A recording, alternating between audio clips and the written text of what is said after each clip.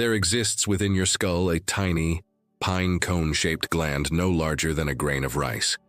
Yet the ancients called it the seat of the soul, the third eye, the gateway between worlds. For thousands of years, mystics, philosophers, and spiritual masters understood something that modern civilization has deliberately forgotten. The pineal gland is not merely a biological relic producing melatonin in darkness. It is the bridge between the physical and the ethereal, the mechanism through which human consciousness can transcend the limitations of ordinary perception and touch the infinite. But here's what they don't want you to know. This sacred gland, this biological stargate within you, has been systematically shut down. Look around you. Fluoride in your water, calcium deposits accumulating in your brain, a society engineered to keep you distracted, disconnected, and spiritually dormant. This is not coincidence. This is not accident. Throughout history, those who controlled the flow of information understood a fundamental truth. An awakened human being with a fully functioning pineal gland cannot be easily controlled, manipulated, or kept in spiritual darkness. The ancient Egyptians depicted it in their art. The Hindus revered it as the Ajna chakra. Descartes called it the principal seat of the soul. The Buddhist monks have activated it through decades of meditation, accessing states of consciousness that defy scientific explanation.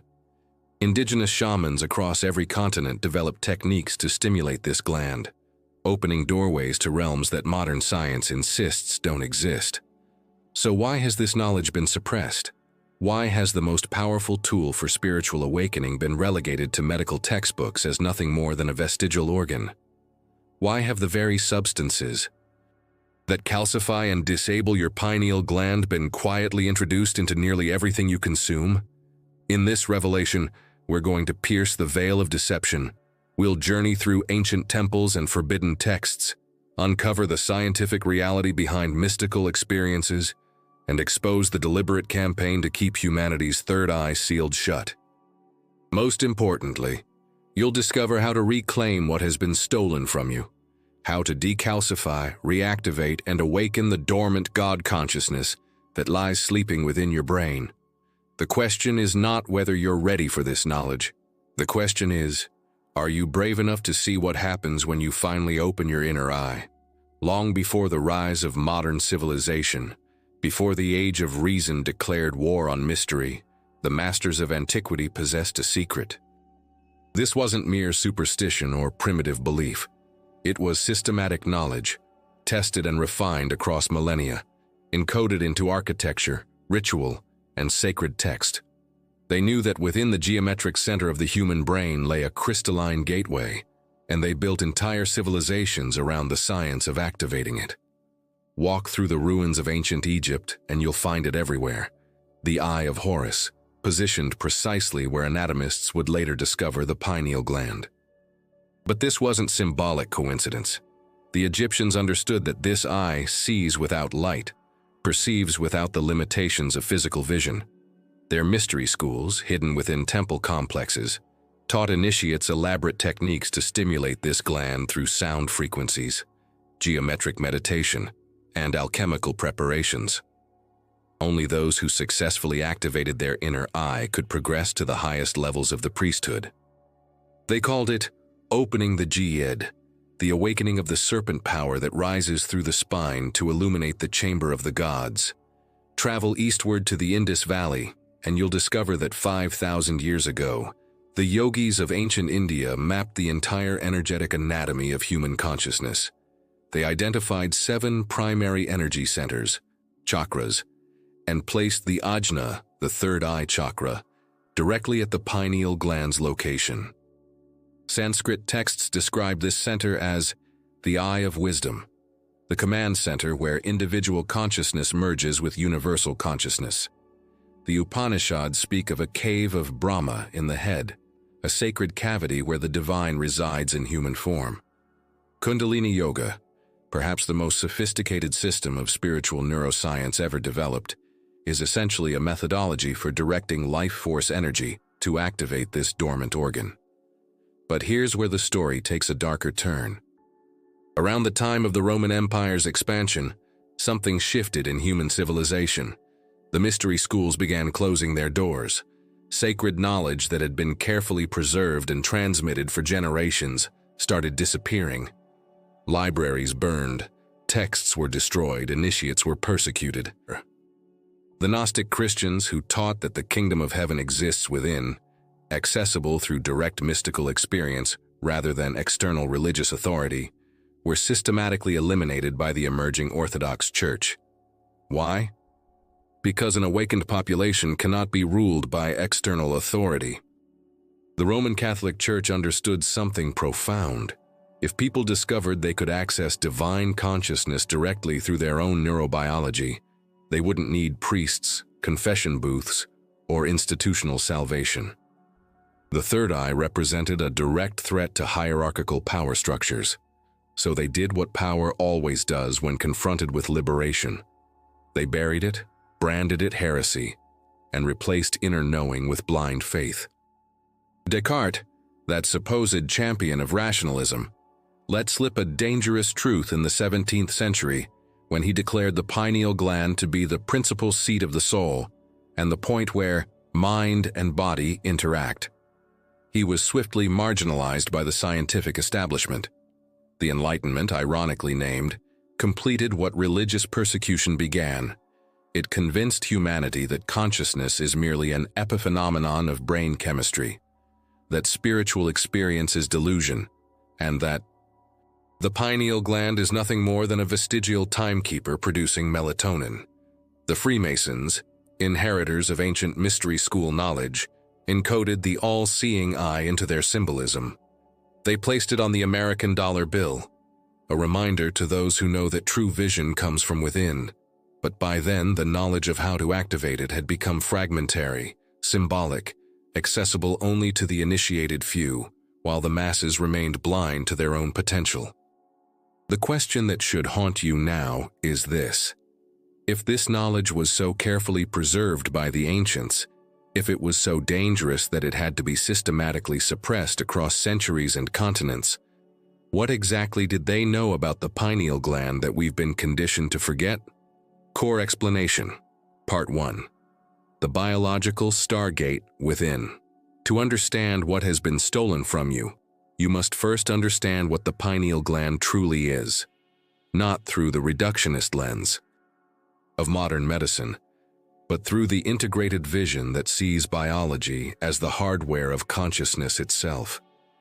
Nestled deep within your brain, between the two hemispheres, suspended in cerebrospinal fluid like a sacred jewel floating in an alchemical solution, the pineal gland occupies the exact geometric center of your skull.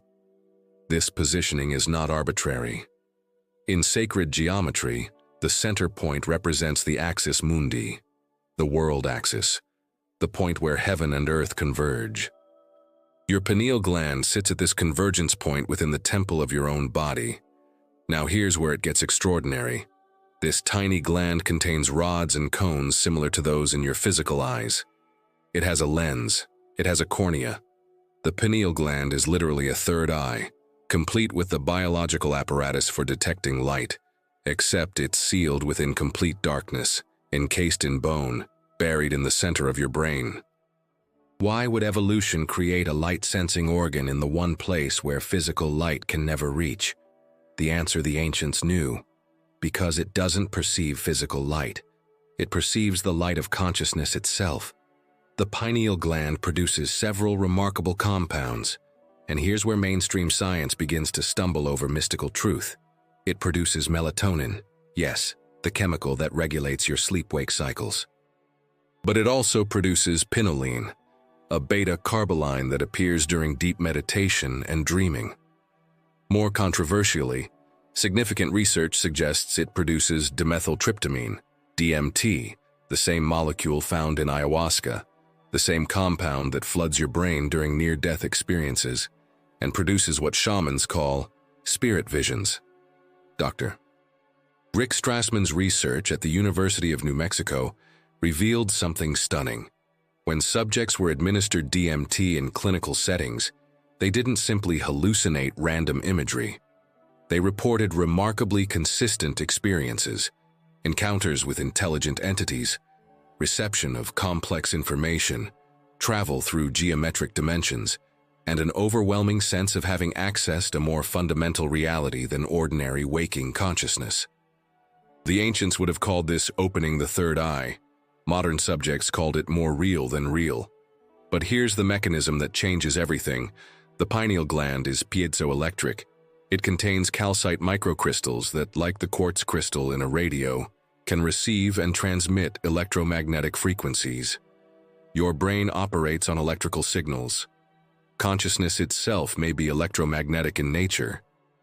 The pineal gland, positioned at the convergence point of your brain's hemispheres, acts as a transducer, converting thought into chemistry, chemistry into consciousness, electromagnetic frequencies into mystical experience.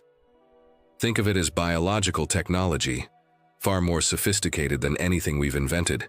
Your smartphone receives radio waves and converts them into images, sounds, information.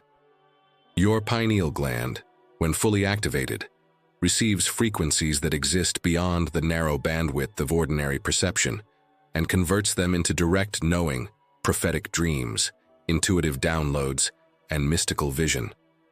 The ancient Egyptians didn't worship the pineal gland as superstition. They had discovered through systematic experimentation that certain practices, fasting, breathwork, chanting specific frequencies, consuming particular plants, could activate this gland and produce reliable, repeatable expansions of consciousness. The mystery schools were essentially neurochemical laboratories where initiates learned to become voluntary operators of their own consciousness technology. Buddhist monks spending decades in meditation aren't simply achieving peace of mind. Brain scans reveal that advanced meditators show dramatically increased activity in the pineal region.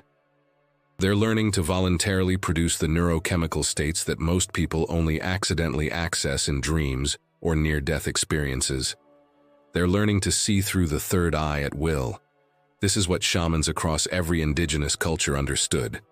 The pineal gland is your biological DMT factory, capable of producing endogenous internal molecules that dissolve the boundary between self and cosmos, between matter and spirit, between the known and the unknowable.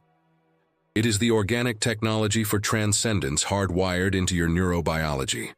But, and this is crucial, this technology can be shut down. Just as a radio caked in rust and grime cannot receive clear signals, a calcified pineal gland cannot function at full capacity. And herein lies the sinister elegance of the conspiracy. You don't need to violently suppress spiritual awakening if you can simply disable the biological mechanism through which it occurs. So what calcifies the pineal gland? What turns this crystalline transducer into a hardened, non-functional mass? The answer will disturb you because it's in almost everything you've been told is safe, normal, and necessary for modern life. Core explanation. Part 2. The calcification protocol fluoride. That's where we must begin. Though it's merely the most obvious weapon in an arsenal of pineal suppression that operates with surgical precision disguised as public health policy. In the 1990s, Dr. Jennifer Luke conducted groundbreaking research at the University of Surrey, examining the effects of fluoride on the pineal gland. What she discovered should have stopped water fluoridation programs worldwide. The pineal gland absorbs more fluoride than any other organ in the body, even more than bones and teeth, the supposed targets of fluoridation. When she dissected pineal glands from cadavers, she found fluoride concentrations up to 21,000 parts per million. To put that in perspective, your drinking water contains 0.7 to 1.2 ppm of fluoride, yet your pineal gland concentrates it tens of thousands of times over. Why does this matter? Because fluoride bonds with calcium to form calcium phosphate crystals, the very substance that calcifies and hardens your pineal gland, transforming a sensitive electromagnetic receiver into what looks like a calcified pebble on brain scans. By age 17, the average person in a fluoridated society already shows significant pineal calcification. By middle age, many people's pineal glands are almost completely calcified. a biological third eye sealed shut by chemical blinding. But here's what makes this truly insidious. Fluoride was known to be a neurotoxin long before it was introduced into public water supplies. The original studies promoting water fluoridation came from researchers with ties to the aluminum industry and the Manhattan Project, both of which produced fluoride as toxic waste and needed a disposal solution that could be rebranded as beneficial. What better solution than convincing the public to drink it voluntarily under the guise of dental health? Yet fluoride is just the beginning of the calcification protocol. Calcium supplementation, heavily promoted in modern medicine, particularly for women, often contains synthetic calcium that the body cannot properly metabolize. Instead of strengthening bones, excess synthetic calcium circulates through your bloodstream, searching for somewhere to deposit, and it finds a welcoming home in your pineal gland. The same phenomenon occurs with vitamin D deficiency. Without adequate vitamin D3 and K2 to regulate calcium metabolism, your body begins storing calcium in soft tissues, including the pineal gland, rather than in bones where it belongs. Then there's the modern diet, a deliberate catastrophe for pineal health. Processed foods contain synthetic calcium additives. Tap water carries not just fluoride but chlorine and pharmaceutical residues. Non-organic produce comes laden with pesticides like atrazine and organophosphates, which studies link to calcification and endocrine disruption. Mercury from dental amalgams and contaminated fish accumulates in brain tissue. Aluminum from cookware, deodorants, and food packaging crosses the blood-brain barrier. Consider the timing. Mass fluoridation of water began in the 1940s and 50s, the same era when meditation and Eastern spirituality were still exotic to Western culture, when psychedelics were legal and being researched for their consciousness-expanding properties, when people were beginning to question authority and explore alternative modes of perception. Then came the swift suppression, psychedelics criminalized, meditation dismissed as hippie nonsense, spiritual practices marginalized as woo-woo. Meanwhile, the substances that calcify the pineal gland became ubiquitous, normalized, even mandated. Coincidence? Or systematic suppression disguised as progress? But let's go deeper. Beyond the physical calcification lies another layer of suppression, perhaps even more effective: the calcification of imagination itself. Modern education systems train you to think in boxes, to reject subjective experience as unreliable, to worship external authority over inner knowing. You're taught that dreams are meaningless noise, that intuition is irrational, that mystical experiences are hallucinations. The scientific materialist paradigm, the dominant religion of our age, insists that consciousness is merely brain activity, that you are nothing more than a biological machine, that there's nothing beyond the physical. This intellectual calcification is as damaging as the chemical kind. Screen addiction floods your brain with blue light, which disrupts melatonin production, and consequently, the pineal gland's circadian rhythm. Electromagnetic radiation from Wi-Fi, cell towers, and devices creates a constant bath of artificial frequencies that interfere with your pineal gland's natural electromagnetic function. You live in a 24-hour light-polluted environment that never allows true darkness, never permits your pineal gland the conditions it needs to produce its endogenous visionary compounds. Then there's the spiritual warfare waged through frequency itself.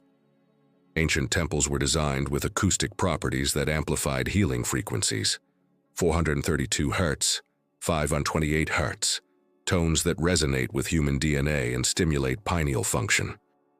Modern music has been standardized to 440 Hz, a frequency some researchers claim creates subtle anxiety and disconnection. Whether deliberate or not, you're surrounded by frequencies that don't harmonize with your biology. Now, here's the paradox that reveals the conspiracy's vulnerability. If the pineal gland were truly vestigial and unimportant, why go through such elaborate efforts to suppress it? Why fluoridate water if fluoride only strengthens teeth? Why demonize the very Practices, meditation, fasting, plant medicines that reactivate it? Why create a society specifically designed to keep this gland calcified, dormant, and dysfunctional? The answer is simple and profound. Because an activated pineal gland changes everything. It grants access to modes of perception that shatter the illusion of separation, that reveal the interconnectedness of all consciousness, that make obvious the lies we've been sold about who we are and what reality truly is. A person with a functioning third eye cannot be sold the same political narratives, consumer programming, or spiritual emptiness that keeps modern society running on fear and separation. The ancient mystics knew this. The Vedic texts describe the moment of pineal awakening as seeing the 1,000-petaled lotus bloom, a sudden explosion of perception into dimensions of reality normally hidden from awareness. The shamans called it spirit flight. The Gnostics called it gnosis, direct knowing beyond belief. Different words, same biological event. The pineal gland producing the neurochemistry of transcendence. This is what has been stolen from you. Not just a gland, but a gateway. Not just biology, but birthright. Practical application, reclaiming your vision. Knowledge without application is merely entertainment. You now understand what has been done to you. The systematic calcification of your biological stargate. The suppression of humanity's innate capacity for expanded consciousness. But understanding the prison doesn't free you from it. Action does. So let us now descend from theory into practice, from knowing into doing, from victim into alchemist. Decalcifying and reactivating your pineal gland is not a weekend project. It's a sacred undertaking that requires commitment, patience, and the willingness to radically alter the habits that modern society has conditioned you to accept as normal. This is spiritual warrior work, a deliberate rebellion against the forces that want you asleep, compliant, and spiritually blind. The purification phase. Removing the toxins first, you must stop the incoming assault. Immediately cease your consumption of fluoride. Install a reverse osmosis water filter or distillation system. Standard carbon filters don't remove fluoride. Switch to fluoride-free toothpaste. Brands using neem, hydroxyapatite, or simple baking soda work effectively. If this seems extreme, ask yourself, is protecting the gateway to expanded consciousness extreme, or is voluntarily consuming neurotoxins? Eliminate processed foods and their synthetic calcium additives. Read labels obsessively. Anything with calcium propionate, calcium carbonate, or tricalcium phosphate should be avoided. These are not bioavailable forms of calcium. They're industrial compounds that your body doesn't recognize and deposits as waste in soft tissues, including your pineal gland. Begin consuming chlorella and spirulina daily. These algae are nature's heavy metal chelators, binding to fluoride, mercury, aluminum, and other neurotoxins, escorting them out of your body. Take nascent iodine, or consume sea vegetables like kelp and dulse. Iodine displaces fluoride from receptor sites, particularly in the pineal gland. This is why populations with high seaweed consumption traditionally showed lower rates of pineal calcification. Tamarind, a fruit used in Ayurvedic medicine for millennia, has been scientifically shown to enhance urinary excretion of fluoride. Make tamarind paste a regular part of your diet. Apple cider vinegar, with its malic acid content, helps dissolve calcium deposits. Drink it diluted in water each morning. The reactivation phase, awakening the dormant eye. Decalcification alone isn't enough. You must actively stimulate the gland back into function. Sun gazing is perhaps the most direct method, though it requires proper technique to avoid eye damage. During the first 15 minutes after sunrise or before sunset, when UV radiation is minimal, gaze directly at the sun for 10 to 15 seconds, gradually increasing duration over weeks. The light stimulates your pineal gland through a pathway that bypasses your visual cortex. Ancient Egyptians, Aztecs, and yogis all practiced this. Modern humanity fears it because we've been taught the sun is our enemy, not our power source. Darkness therapy is equally crucial. Your pineal gland produces DMT in complete darkness. Sleep in total blackness. No LED lights, no street lights bleeding through curtains, no phone screens. Consider occasional extended darkness retreats. 3 to 7 days in complete darkness allows your pineal gland to produce quantities of endogenous visionary compounds that normally require plant medicines to access. Mystery schools use this technique to induce initiatory experiences. Activate your pineal gland through sound frequency. The ancient Egyptians chanted specific tones in pyramid chambers designed to amplify resonance. You can achieve similar effects. Chant OM or THOH, the Egyptian chant specifically for third eye activation, sustaining each note until you feel vibration in the center of your skull. Listen to binaural beats at 936 Hz, the frequency associated with pineal activation. The Schumann resonance at 783 Hz, Earth's electromagnetic heartbeat, also stimulates the pineal gland. Many modern humans never experience it because we're insulated from the earth by rubber shoes, concrete, and buildings. Practice the third eye meditation. Sit in darkness, focus attention on the space between your eyebrows, and visualize indigo light concentrating at that point. This isn't mere visualization. You're directing bioelectricity and blood flow to the pineal region through sustained attention. Yogis who've practiced this for decades develop the ability to voluntarily produce pineal secretions, entering visionary states at will. The integration phase, sacred substances and lifestyle alchemy. Certain supplements accelerate reactivation. Raw cacao contains high levels of phenylethylamine and anandamide, compounds that stimulate the pineal gland and produce feelings of bliss. This is why chocolate was considered sacred by the Aztecs, reserved for priests and warriors. Imicium, methylsulfonyl-methane, helps detoxify and decalcify. Blue-green algae from Lake Klamath contains unique compounds that cross the blood-brain barrier and support pineal function.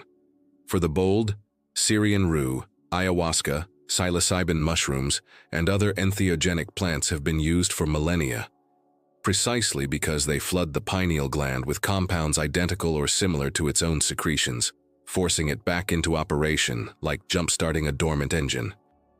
But approach these with proper respect, research, and ideally guidance.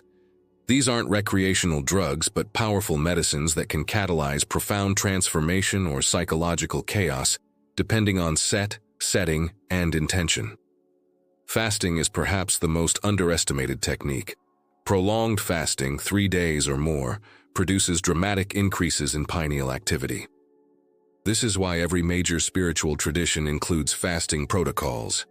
It's not punishment or piety, but practical neuroscience. When your body isn't expending energy on digestion, resources redirect towards cellular repair and glandular activation. Many report spontaneous mystical experiences after extended fasts. Finally, protect your reawakening gland. Minimize EMF exposure. Turn off Wi-Fi at night. Keep your phone away from your head. Spend time in nature away from cell towers and power lines. The pineal gland's electromagnetic sensitivity makes it vulnerable to interference from artificial frequencies. You will face obstacles. The first is your own doubt, conditioned by years of materialist indoctrination. The second is the addictive comfort of the very toxins calcifying you. The third is the mockery of others who remain asleep and resent your awakening, because it mirrors their own spiritual cowardice. Persist anyway. This is your birthright being reclaimed, your consciousness being liberated from a prison you didn't know you were in. Conclusion: the revolution behind your eyes. We've journeyed from ancient temples to modern neuroscience, from conspiracy to solution, from victimhood to empowerment. And now you stand at a threshold that few in this calcified civilization ever reach. The awareness that you possess within your own skull, a technology more powerful than anything Silicon Valley could engineer. A biological portal to dimensions of consciousness that make ordinary waking reality look like a faded photograph of something infinitely more vivid. The pineal gland is not metaphor. It's not New Age fantasy. It's crystalline technology encoded into your neurobiology, by forces far more intelligent than the systems currently governing human society. And yes, it has been deliberately suppressed, not through some shadowy organization meeting in candlelit rooms, but through the insidious normalization of toxins, the weaponization of education against inner knowing, and the construction of a reality tunnel so narrow that most people never even realize they're trapped inside it. But here's the truth that should ignite a fire in your consciousness. Every attempt to seal your third eye closed is actually proof of its power. Empires don't wage war against illusions. They don't fluoridate water to suppress something that doesn't work. They don't systematically dismantle mystery schools, burn libraries, and criminalize consciousness-expanding practices unless those practices genuinely threaten their control. Your pineal gland is a weapon of mass awakening. And they know it. The ancient masters understood something that modern humanity has forgotten. You are not a powerless biological machine stumbling through a meaningless universe. You are consciousness itself, temporarily focused through flesh, equipped with organic technology capable of perceiving realities that most people dismiss as impossible. The mystics weren't delusional. The shamans weren't primitive. The yogis weren't superstitious. They were explorers of inner space, cartographers of consciousness, scientists of the spirit, and they left you a map. That map is written in your biology. So what will you do with this knowledge? Will you file it away as interesting information, then return to the calcified comfort of unconscious living?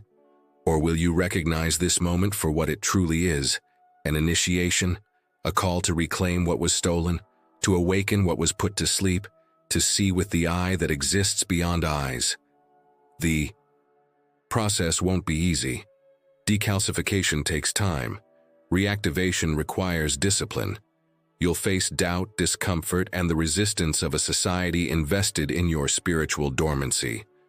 But every step you take toward pineal awakening is an act of rebellion against the forces that want humanity docile, divided, and blind to its own divinity. Start today.